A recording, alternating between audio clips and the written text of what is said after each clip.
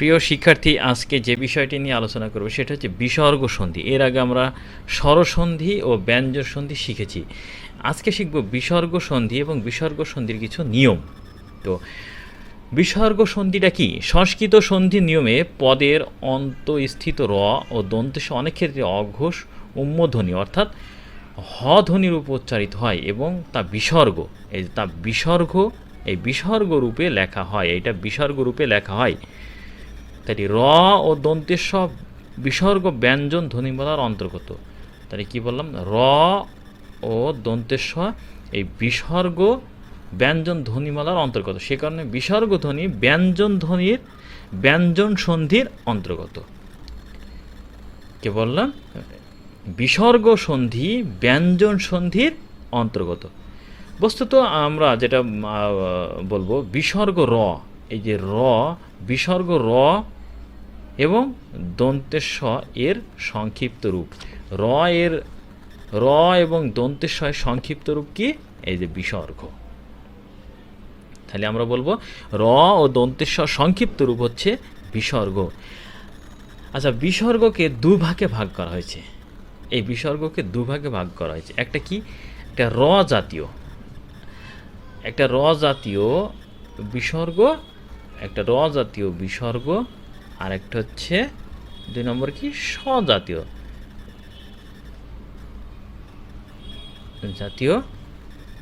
বিসর্গ। তাহলে দুইটা রূপ, একটা র জাতীয় বিসর্গ আর একটা স্বজাতীয় বিসর্গ। এখন কি র জাতীয় বিসর্গ কোনগুলা? এই র জাতীয় বিসর্গ কোনগুলা? র জাতীয়, আচ্ছা, র জাত বিসর্গ। তাহলে আমরা র জাত বিসর্গ কোনগুলা?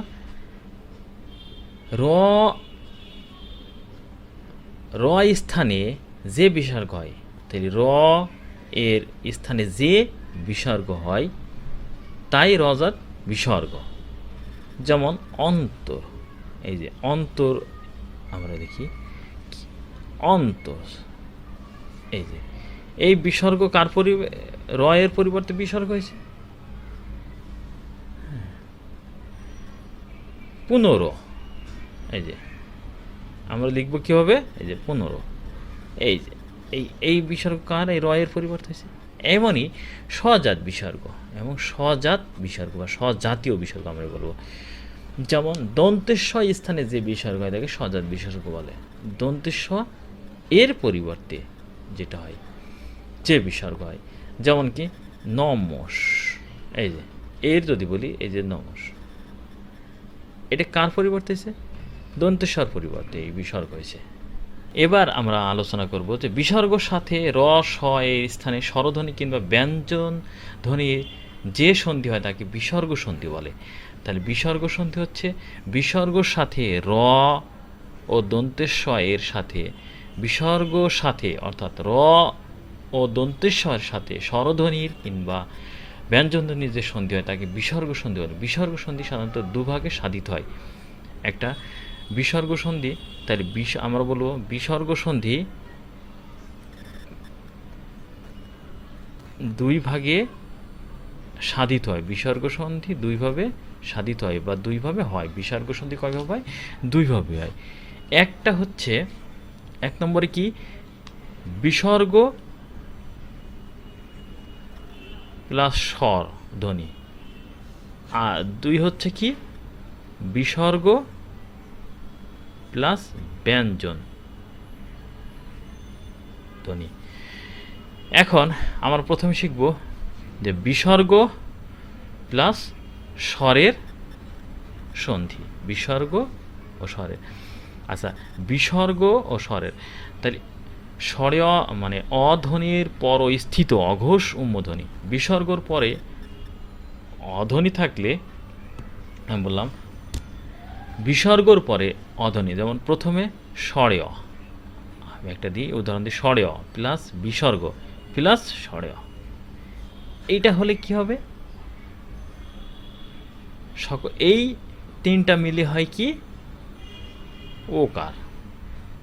তাহলে আমরা বলতে পারি অধ্বনির পর স্থিত অঘোষ উম্মধ্বনি, তাই না? বিসর্গর পর আবার অধ্বনি থাকলে 3 মিলে হয় ও।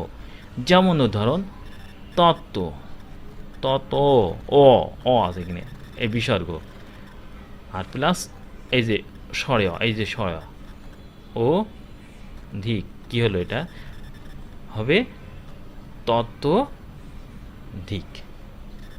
ঠিক আছে, এটা হচ্ছে বিসর্গ প্লাস স্বর, এই যে বিসর্গ প্লাস স্বরধ্বনি। এরপর কি বিসর্গ ও ব্যঞ্জনের বিসর্গ, এবার এটা শিখব, এইগুলো শিখব বিসর্গ ও ব্যঞ্জন ধ্বনি। এটা কয়েকটা নিয়ম আছে, এই নিয়মগুলো আমরা জানব।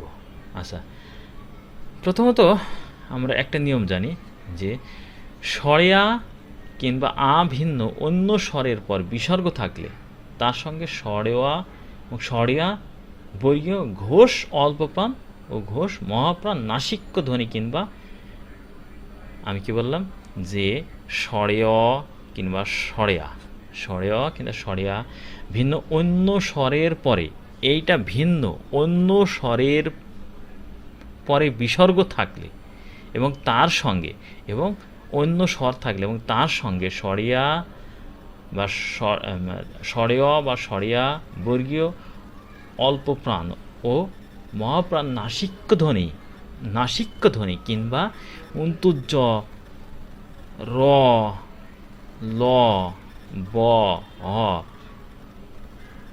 এর সন্ধি হলে বিসর্গ স্থানে, এই সেই বিসর্গ স্থানে কি হবে র হবে।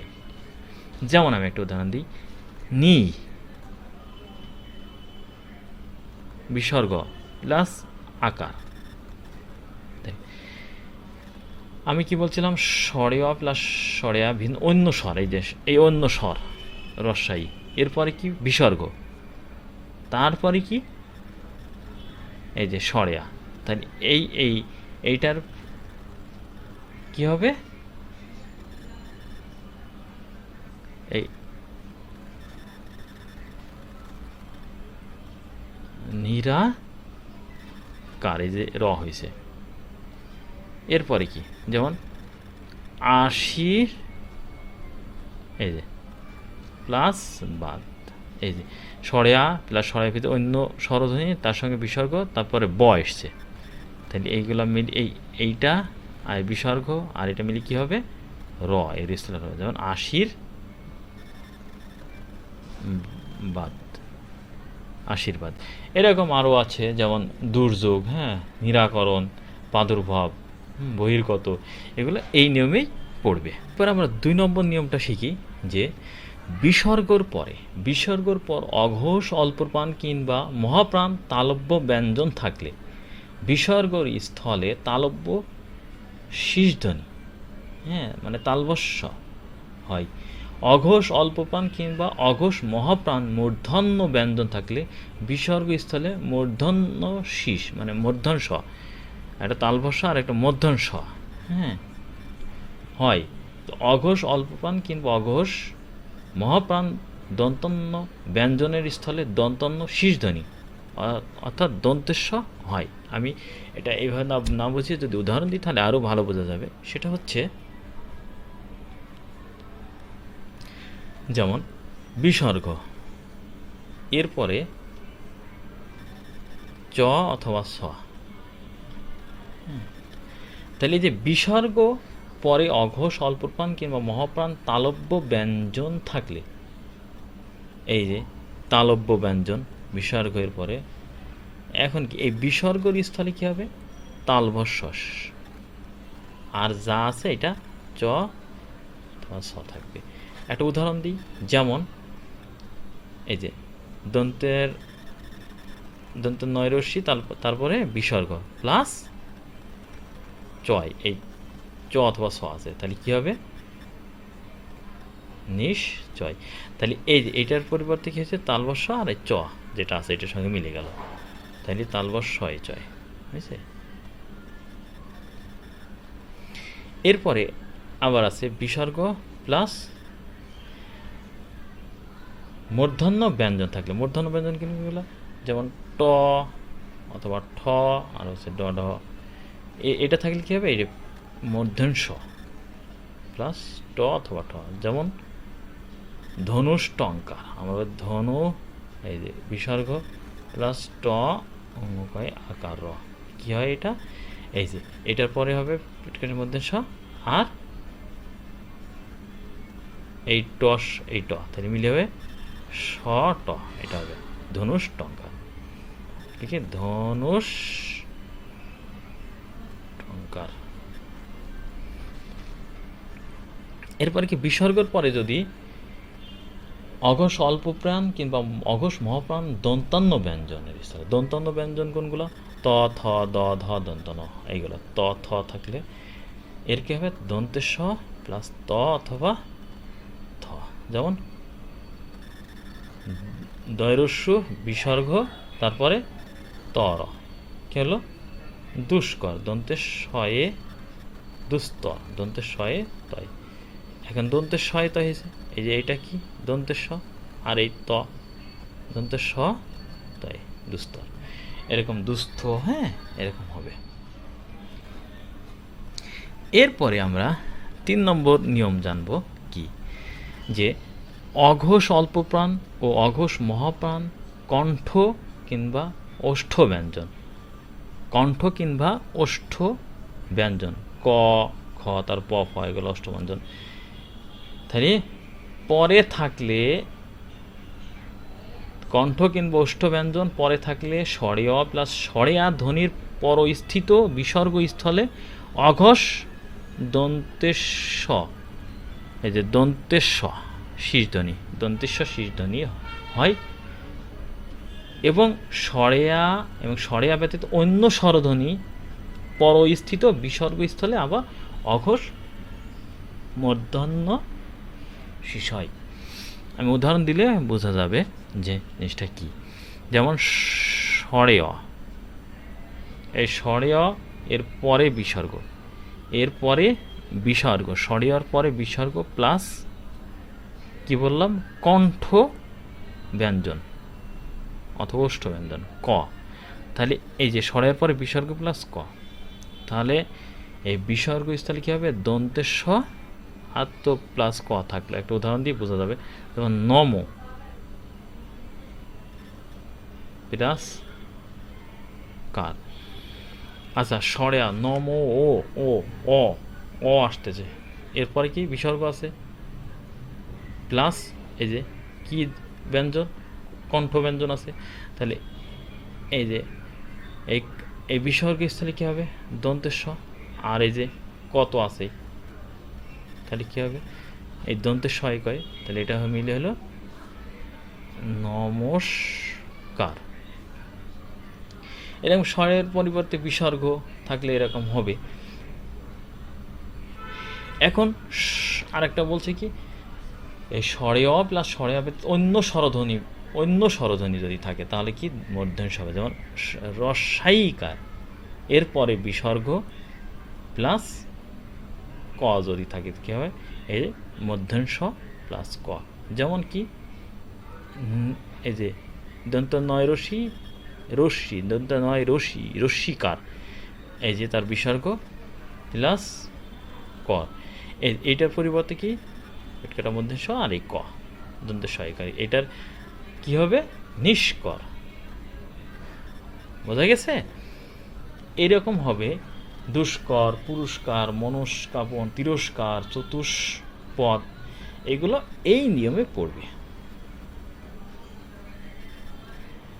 আচ্ছা, কোনো আমরা এই কয়টা 3টা নিয়ম শিখলাম। এরপরে হচ্ছে কয়েকটা কোনো ক্ষেত্রে সন্ধির বিসর্গ লোপ পায় না, এগুলা জানতে হবে। কোনো ক্ষেত্রে সন্ধির বিসর্গ লোপ পায় না, লোপ পায় না। কোন ক্ষেত্রে? যে কোনো ক্ষেত্রে বিসর্গ, যেমন প্রাত, এই প্রাত প্লাস কাল, এটা সন্ধি বিচ্ছেদ কী হবে? ওই রকমই থাকবে, প্রাত কাল। এই তো কালে যে বিসর্গ লোপ পাচ্ছে না, এরকম যেমন বলি মনো প্লাস কষ্ট, কী হবে? মনো কষ্ট, এই যে বিসর্গ লোপ পাচ্ছে না। এরকম শিরো প্লাস পীড়া, শিরোপীড়া, এরকম লোপ পাবে না। তো প্রিয় শিক্ষার্থীরা, আমাদের এই বিসর্গ সন্ধি সম্পর্কে জানতে হবে, এবং এইগুলো যেগুলো আমি আজকে করালাম, এই নিয়মগুলো বাড়িতে ভালো করে প্র্যাকটিস করতে পারি, তাহলে বিসর্গ সন্ধি সম্পর্কে আমরা বিস্তারিত জানতে পারবো এবং এটা কখনো ভুলবো না। এই বিসর্গ সন্ধির কিন্তু অনেকগুলো সন্ধি বিচ্ছেদ বিভিন্ন চাকরি পরীক্ষায় এসে থাকে, তাই এগুলো আমাদের খুব ভালো করে শিখতে হবে এবং জানতে হবে। সবাইকে ধন্যবাদ।